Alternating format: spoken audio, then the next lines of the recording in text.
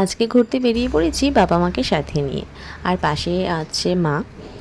আর আজকের গন্তব্য হচ্ছে একটি তীর্থস্থান। ইনফ্যাক্ট আমার সমস্ত ঘোরার জায়গার মধ্যে যেন তীর্থস্থানটা চলেই আসে। সো তাতে আমার খারাপ লাগে না, আমার বেশ ভালোই লাগে তীর্থস্থানগুলোতে ভিজিট করতে। ইভেন আমি খুব এনজয় করি সেটা। সো এখন রয়েছি তো বাসে। তো আজকে যাব হচ্ছে কালীঘাট মায়ের মন্দিরে। তো কলকাতায় থাকা হলেও কালীঘাটে আসা প্রায় হয়ই না, অনেক 10-20 বছর পর আসছি কালীঘাটে। আর এই হচ্ছে কালীঘাটের নবনির্মিত স্কাইওয়াকের এন্ট্রান্স। ঠিক আছে, যেখান দিয়ে এই চলমান সিঁড়ি বেয়ে আমাদের স্কাইওয়াকের ভেতরে প্রবেশ করতে হবে।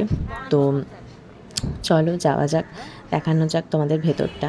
এই যে সামনে যেখানে দেখতে পাচ্ছ সিঁড়িগুলো, ওখানে হচ্ছে চলমান সিঁড়ি দিয়ে উঠলে এদিকটায় এসে এই সোজা চলে যেতে হবে মায়ের মন্দিরের দিকে।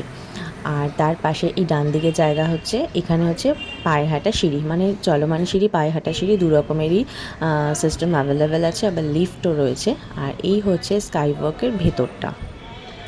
খুব সুন্দর স্কাইওয়াকের ভেতরটা। অনেকটা বড় জায়গা নিয়ে এই স্কাইওয়াকটা তৈরি করা হয়েছে। মানে নিচে ঠিক যতটা জায়গা ছিল, ওপরেও ঠিক ততটাই জায়গা নিয়ে স্কাইওয়াকটা তৈরি করা হয়েছে। অনেকেই দেখে নিয়েছো ইতিমধ্যে, কিন্তু যারা দেখোনি তাদের জন্য আমি এটাকে বলছি। আর এই ডান দিকে রয়েছে হকার্স মার্কেট। আর সোজা চলে যেতে হবে মায়ের মন্দিরের দিকে। তো চলো পুরোটা হেঁটে দেখা যাক, আর তোমাদের সাথেও শেয়ার করা যাক। আর এই যে পুরো স্কাইওয়াকটা রয়েছে, এই পুরো স্কাইওয়াকের হচ্ছে দৈর্ঘ্যটা 440 মিটার। 440 মিটার দীর্ঘ এই স্কাইওয়াক।